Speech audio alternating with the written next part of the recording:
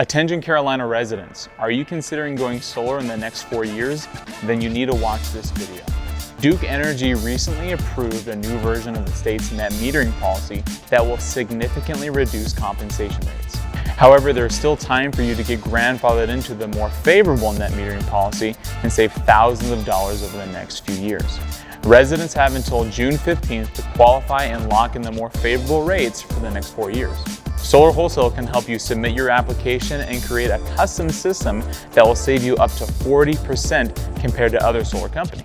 We can help you acquire your plans, building permits, and give you all the tips and tricks necessary in order to install your own solar.